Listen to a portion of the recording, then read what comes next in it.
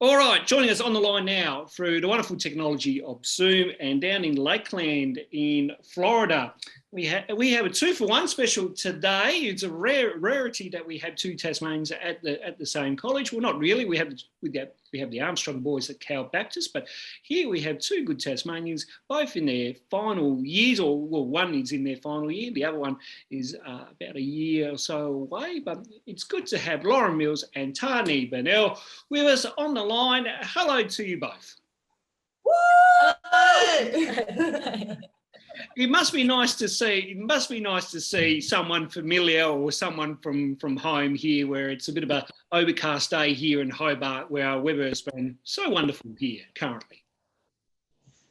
For sure, yeah, definitely.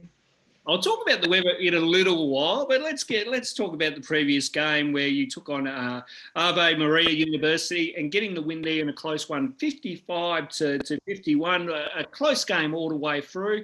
What did you make of the game? It was a bit of a unique situation because it was actually one of the only games that we've had this year that was played at 8:30 in the evening. So we normally play our games way earlier than that. So the fact that we played at 8:30 in the evening, I think, was just different scheduling for us. And then we ended up not even finishing the game till like 10:30, and it was like a 3-hour or so bus drive down there. So it's just a bit of different preparation than what we're used to. I think that may have played in part of why it was such a close game, because I know the first time we played them, we won by like 30 or so points. So I would say that would have been probably the different aspect in that game. Is it a little bit different of you have a set routine on game day and you kind of know the times and the schedules, and of course game times are more earlier. So we not to try to throw an excuse out there as far as that that doesn't cause the 4-point win. Was your aim to try to win by more than 4 and keep them to a lower total than what you expected? We have team goals that we try to hold ourselves to. So obviously the game is to you want to win, but we try and hold it to 12 a quarter. So that ends up being 48 points for them, and however many we end up getting in there. But obviously each team is different, scout wise, personnel wise. So it kind of just varies between each team we play.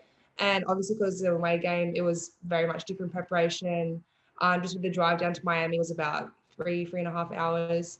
Obviously, home games, we have a bit more of a known schedule. We have shoot around in the morning, bit of chill time, then we turn up and play. So it is a little bit different, but managed to rally together and come away with a win. So nothing to complain about with that.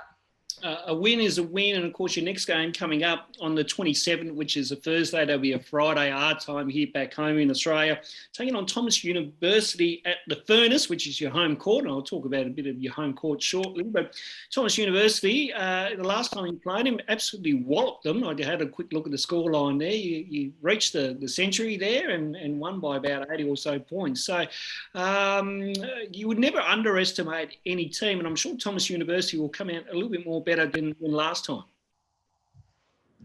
Yeah, for sure. We definitely have to make sure that we show up every game as if it's one of the best teams in the nation.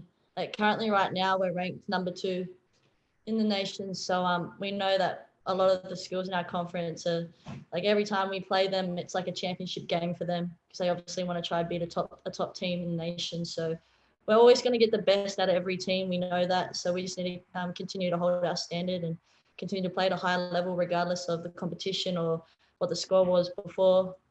Just got to make sure we always come out and play our game and the best that we can.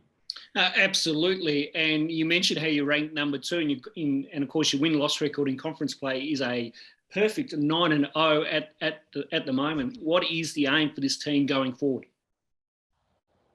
In regards to conference, is to go ahead and be undefeated and take the conference championship out, and then carry that through into the national tournament. Now, how does that work? Format structure-wise, obviously all the other athletes I've spoken to, some are in that NCAA part of it, where yes, you get to March Madness and whatnot. A few others that we've spoken to at junior colleges have their own type of conference and tournaments at the end of their seasons respectively. How does it work for you girls? So by the end of conference play, we play every team twice, and then we go into the Sun Conference Championship. And because we're currently first in Sun Conference, we'll have a bye round, the first round of that tournament, and then semi-final, and then the grand final. Plan is to win that conference, and then after that we'll have, there's a little bit like a leeway period between that and the national tournament, and then after that it's kind of just going by round until we get to the national tournament game. I think the bracket works the same as NCAA. So I think it's the same type of bracket, like the structure of it is the same. So that we have like the Sweet 16, the Elite 8, Final 4. It's still the same system, just obviously not the NCAA and AIA.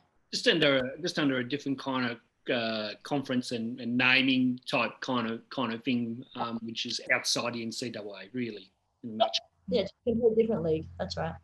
Yeah. Okay. Now let's talk about the home court, of course, which is called the Furnace. As I looked on the website while you were kind of making your answers there, what's it like playing at your home court? It's good. We've got a really good atmosphere. We've to have everyone. Like sometimes we can't have all of our team travel with us due to injury and redshirt reasons. So home games are definitely like our favorite.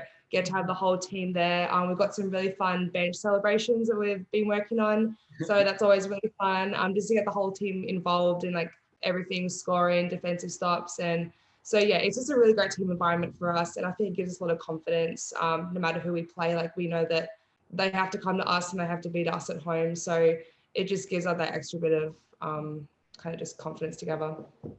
And what about the crowd over there as well too? You have your student section, and then obviously you have members of the community come and attend your games and whatnot. Are you one of the main teams in Lakeland there? As is the basketball kind of one of the hottest tickets in town to attend? There are two teams here, us and then Florida Southern, which is a local D2. So I'd say we're the main two schools on campus. We're starting to get better at attracting students to our games now that everyone's back on campus and things like that. So I don't really know comparing who has the more crowd, but we have our game first, the women's game, then the men's game. So we usually have a pretty good turnout between both of those two games. I think at our school, Southeastern, out of all the sports, we have all sports from golf, tennis, football, wrestling, literally all our sports, men's and women's, besides one sport, is ranked top 25 in the nation. So we're pretty successful in sports overall. I think our team right now is the highest ranked team out of all the schools. I know we have a couple of top 5, I think wrestling and baseball are ranked in the top 5, top 6. But right now, per se, we're the most the highest ranked. But again, at the start of the season and just now, students have only just got back to campus, so we haven't had that much of a student section per se. But hopefully, as we keep showing up and continue to be successful, people will start to piggyback off us, and we'll continue and get a good crowd happening. And the community support, is it good? Is there a lot of positive kind of reaction to both the teams over there? We have, I know some of my teammates, their professors turn up to the games and we get to meet them. We have a lot of closer fans and faculty members that almost become part of the team almost. So that's really cool to get to see them. They show up every single game, no matter who we're playing or what time it is. So it's really nice to see some familiar faces in the crowd. And we have a really good booster, the Bolins. So boosters here in the States, they help fund your program. So they're one of our main funders for our program. And after every game, she has snacks for us made and stuff like that. So definitely the community is super supportive for sure. No, that's wonderful. That's wonderful to hear. And of course the oh, good grief. Okay, it's just phone's just going off if you heard that in the background. But anyway, we move along. Is there any kind of COVID protocols with the spectators coming in and anything like that? Do they have to mask up while they're attending games, or what's the go there? So here in Florida, honestly, COVID, I would say, isn't even really a thing. Like, I would say, like, it's a thing, but like, there's not like mandatory rules in place. So COVID is definitely a thing, right? Yeah, but like, we don't have to mask up. Like, obviously there's vaccinations and stuff, but nothing is mandatory as of yet. In regards to our team, no, or like spectators come to the games, you don't have to be masked or anything like that. Just take your own precautions. It's almost more like a preference, whether you wear the mask, get the vaccine, all those kinds of things. Yeah. It's interesting to hear that, because every other athlete I've spoken to over there, it is different in every section or area that they're in. That is quite remarkable over there, where here in Australia it is still some mask mandates that are happening, and other things as well too, compared to over on the other side of the world there. Quite interesting to hear that from both of you there in that regard. So in saying that, then there wouldn't be much, there wouldn't have not been much COVID postponement then with your games. It looks like you guys with your schedule have gone through as per what it has. Right. Yeah, we've only had one reschedule due to the other team's COVID protocols. So and we've already played that game. It's been since. So yeah, we've been pretty lucky in that sense, for sure. Absolutely, and let's talk about your team and your teammates. How have you adjusted? I haven't been able to get a chance to have a look at the playing list, so I'm not sure what the mix of seniors, juniors, sophomore, and freshmen there are in your group. But how would you describe your playing group in a moment? Obviously, Lauren, you had mentioned about that bench being that sixth man for that team, as far as good support and a lot of encouragement off the bench. But what in general, how do you all get? I assume you all get along well, and there's a lot of good bonding within the group. Yeah, it's kind of funny because majority of our team, probably like 8 or 10 of us, are transfers. So okay. a lot of us are transferred from like D1s, D2s, and junior college and stuff like that. So we're actually a much older group. Yeah. So yeah, what do you think? Yeah, I'd say there's a lot more mature people and maturity in our team. That obviously leads us to be very close knit, I'd say. We're all pretty close, and just the way that we go about things. And yeah, I think we've got one freshman, and do we have a sophomore? One freshman, and it's mainly transfers, juniors, seniors, grad students, majority. So, I mean, with things like schedules, that helps a lot, because a lot of our grad students are online. We're both online students. So it is, I think, different, I would say, than what we've both experienced in the past, just having that number. But it gives us something to bond over, which is, and relate to, which is really cool. Absolutely. And of course, your head coach is, of course, the former head coach of the Launceston Tornadoes in Tim Hayes, who is here. Yeah. We're going back about 10, 15 years ago now. Of course, he former head coach of the Launceston Tornadoes, but also too had a quick stint in the NWBU for the Devonport Warriors as well. Does Tim remind you, girls, of any stories back in his day when he was here in Tasmania? He's told us a few stories. Yeah, actually, a lot of random ones, not really basketball related, more off-court related stories, which has been interesting. Yeah, but it just reminds us back of home, like, yeah, that's home. It does. And it's cool actually knowing that like a head coach knows exactly where both of us are from. Like a lot of the time it's like, oh, where's Tasmania? Like, oh, is that a part of Australia? And like we have to have that conversation kind of thing. Yeah. But he like literally knows where we're from, and like, yeah. So that's really cool. Coach Hayes is awesome. He's a great coach. He certainly was pretty good. Was good back in his the short tenure here. I think he only stuck around for about a year or so before he left for other coaching opportunities. But you mentioned there, Tahanee, about Coach Hayes being awesome. How's he been as far as on the training track and in games as well too? I assume he pushes the girls to the limit. Yeah, no, he's awesome. Great recruiter. Really knows how to relate to the girls, and I just say he's like a mentor on and off the floor. I'd see him more as a mentor than a coach itself. He shows a lot of wisdom and has a lot of life experiences that he has shared with us, and it just helps us relate with him, which then helps him relate with us, and it's a super family environment with him. Really good at communicating, like always enthusiastic. You can tell how passionate he is about this team, like super passionate, like energized bunny, like insane. But yeah, no, super cool. So definitely something that I think most of us on the team would look up to and want to model ourselves by. He certainly hasn't lost. You talk about him being an energized bunny. He certainly hasn't lost to them from when I last seen him back about 10, 15 years ago now. I think it was the early 2000s, not the early 2000s, but the late 2000s, around that 07. I think it was 07, 08, I think, when he was here. May have to get Coach Hayes on for a bit of a chat if we're not careful. So, but he's a good, as I mentioned, it's good having someone there that you can relate to. Obviously, him having that experience here in Tasmania, but then also too that wisdom that he passes on. But is not only would that extend to you girls, but also to the group and probably the general staff in general there over there. For sure, yeah.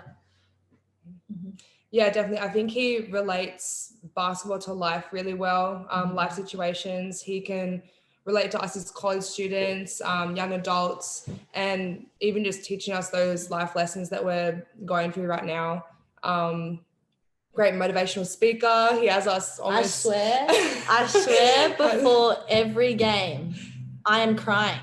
Yeah. Just because before practice today.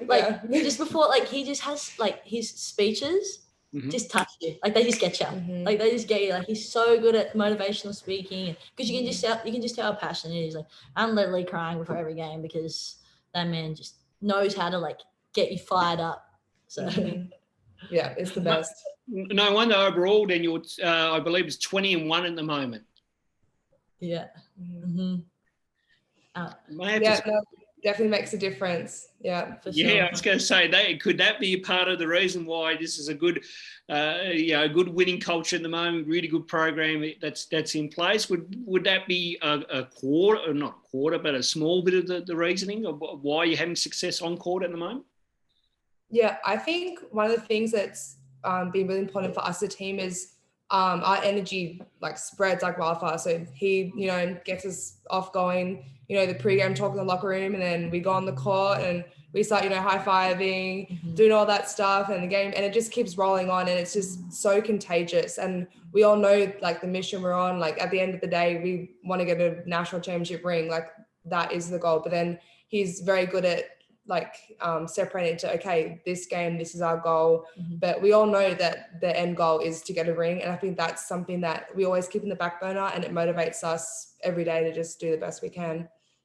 He's done a really good job in recruiting for our system, I would say. So the system that he wants, he's done a really good job at handpicking players that fit it. So I think that's another reason, when it comes to application on the floor, another reason why we're pretty successful and why we can put up high numbers, scoring numbers. I think we've hit 100 points 4 or 5 games this season or something like that. It's just because he's just plugged us. He's put certain players that fit his system, and yeah, for sure, he's done awesome. Absolutely, great to hear that from both you, and great to see Coach Hayes imploring some of that stuff that is happening within your group. Let's talk a little bit about home. How much are you both missing home at the moment? Oh my goodness. Cannot wait to get home. Can't wait, but cannot wait to get home. Literally living the moment here, because we have a really good shot at winning a national title. So obviously want to focus on that and finish that. But I mean, it's been like over a year and a half since For both of us. since we've been home, so it'll be good to get back home and see fam and stuff like that. And it's cool because we can remind each other of things like specific to Tassie, and we just, Right. So that's, honestly, that probably brings out a little bit of homesickness because we just talk about all this stuff from back home together, but it's also good. And do you both keep in touch with obviously your parents and family and that type of thing? Oh, for sure. Yeah, definitely. Yeah, for sure. It's been tough. It's been tough again because like we obviously didn't go back home for summer break because of COVID and expenses and stuff like that. But I know this is the longest I've been away from my parents. Yeah, I'd say it's pretty close to me too. Yeah. So. Yeah, because I was going to say, Lauren, I haven't seen you, in a little while. That's for sure. And T, I haven't seen you in donkey years. So juniors or something like that. It's juniors. Yeah, something like that. Absolutely. Now you mentioned about at the end of all this, there is that potential of going home, and obviously with all the borders, I think just easing up a little bit, it can be a little bit. I think it's a little bit more easier to get in. Is the aim to try to come back after it's all said and done? Yeah, I'm trying to get back home in early May. Yeah. Yeah, for sure. Yeah, as soon as school's done, head back home. That's for sure. Lauren, what's the situation with you? Well, I've got another year after Tahanee, the COVID year or whatever you call it. So I would obviously actually aim to come home the same time because that's our American summer months, like off season. And Coach Hayes is really good and understanding about international students and that family time. So I'd be able to come home for the 3 months of summer before heading back for pre-season commitments in August. So, yeah. And I think Sean Hayward mentioned this to me the other day that I think their school is looking to do a tour over in Europe and play some teams over there. Does this program intend to do something similar, or have an opportunity where you could play other teams around the world if that occurred? It hasn't really been in the talks, I don't think, just due to funding and stuff like that. But I know we go to a Christian school. Yep. So mission trips are a big thing. Mm-hmm. And I know that I'm not sure what it depends on, but we're in the talks of going to Costa Rica during the spring after our national tournament to do some mission trip stuff there, which is still a pretty cool experience. I was going to say, being at a Christian school, it's a little bit different compared to, say, the Catholic system, the public system, and whatnot. Is there? I suppose all three tiers have their similarities and opportunities and whatnot. But what opportunities have you both had over your time there? I'd say, obviously, being part of the women's basketball program and being in Christian school, it's very heavily supported by the community within the school.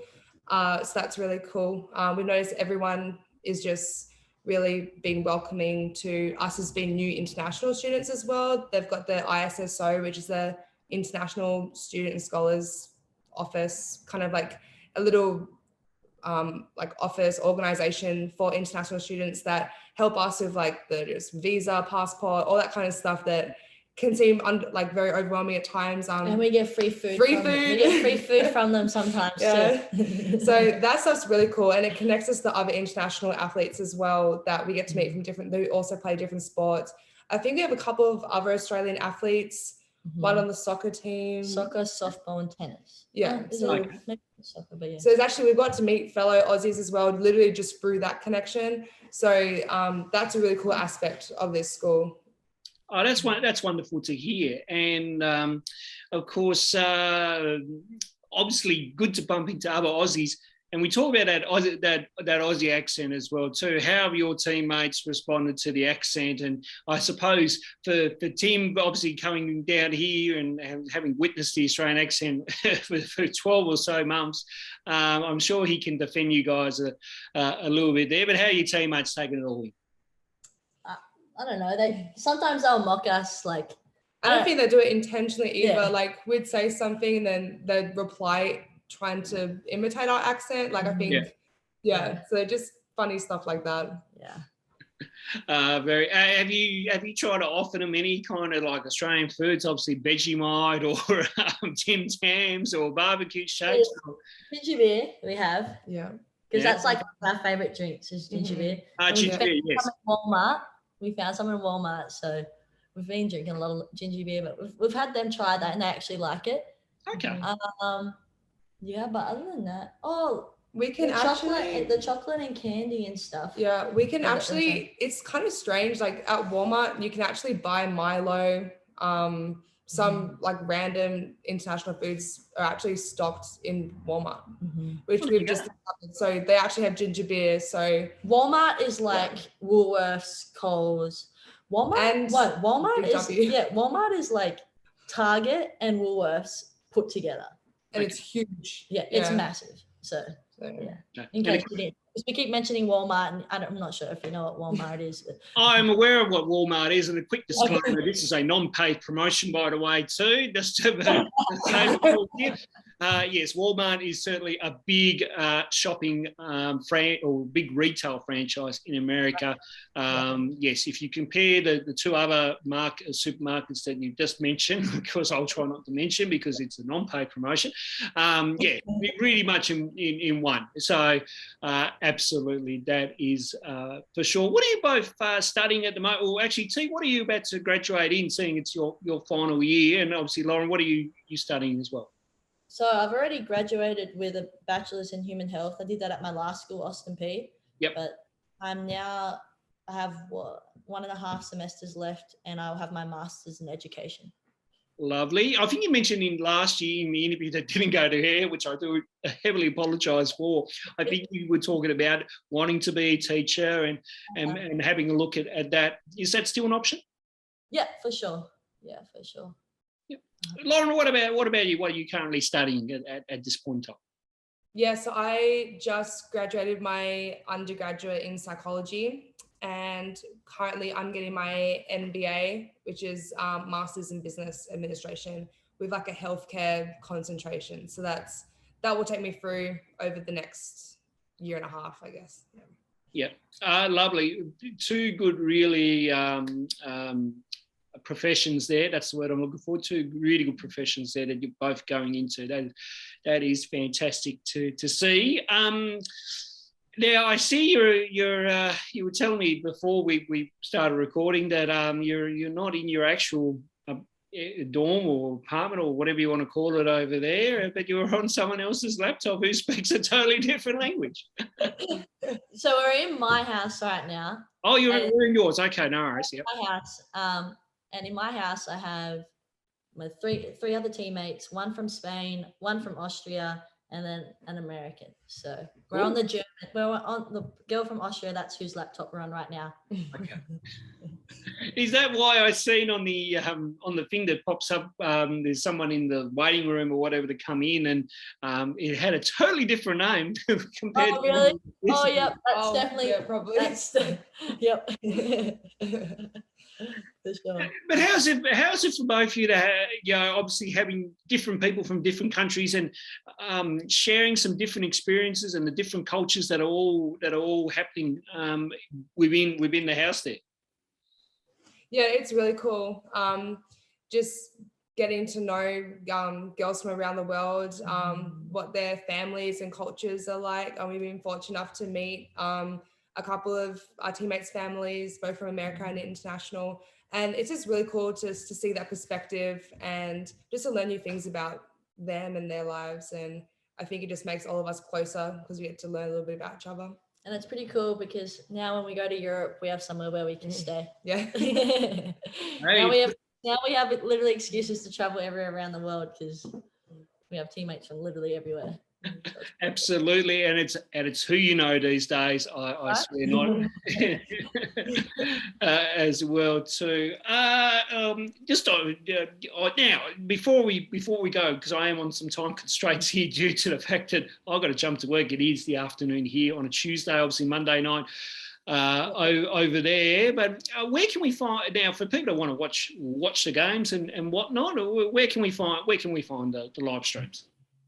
So we have a live stream of our home games, and I'm pretty sure for away games as well, the other team provides a link that our viewers can watch as well. And we have a schedule. So probably the schedule you pulled up, there's next to the game, it says something like watch now live. or watch live. Yeah. And if you click onto that, it will direct you to basically the live stream of the game. So if you can do all the time difference math in your head and get the right time, which sometimes hasn't happened in the past, but and it's all free. It's free. It's a free live stream. We're pretty fun to watch, Ron. We're pretty fun to watch. I am endeavouring to make sure I can watch a game. Obviously, the one coming up, which I think, what did I mention? What was it? I'll just quickly get the schedule back up here. Thomas University, yeah. Yeah, but it was more today, not the actual team. Apologies, that's a Thursday. So that's a Friday here. Now that's scheduled for 5:30 your time. Now I think when we went to air, but when we finally got the link through, I think it was about 8. So if I minus that, about 2.5 hours, it looks like that's a 9. That'd be 9:30 it could be 9:30 a.m. I think if maths does me correct, it could be 9:30 in the morning our time here. It's just this morning for Aussies. I know that to watch. So.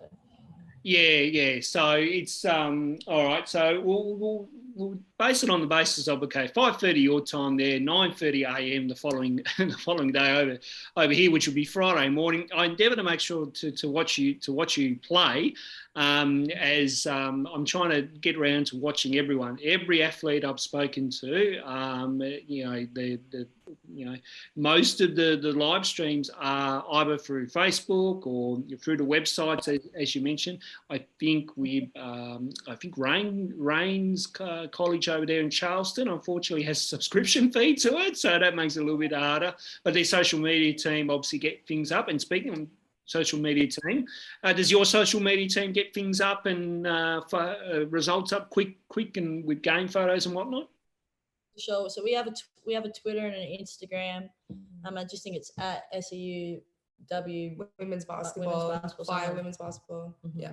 All right. Make sure to give that a follow then, for everyone tuning in. But look, great to have you both on, and great to obviously deal with both of you at the same time. We'll kill two birds with one stone, as the old saying goes. Obviously, with the season, what's ahead for you girls now? Obviously, school kind of starting back up, I'm assuming, and then of course games and practices. So a little bit to juggle within your schedules.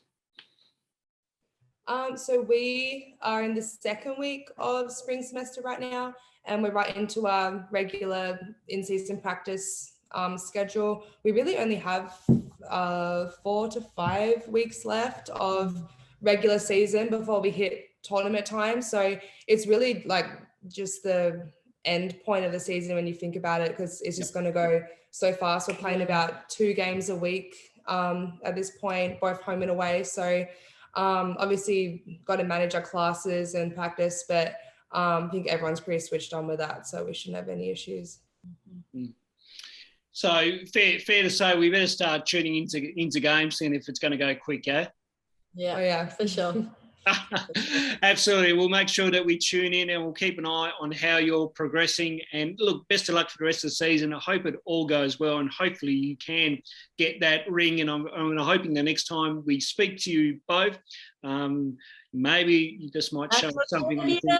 Bring back a ring. Let's go. We'll hold you both to that, and hopefully it all comes true when it does happen.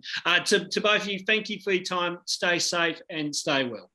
Thank you so much, Ronnie. Thank you so much, Ronnie. Appreciate you.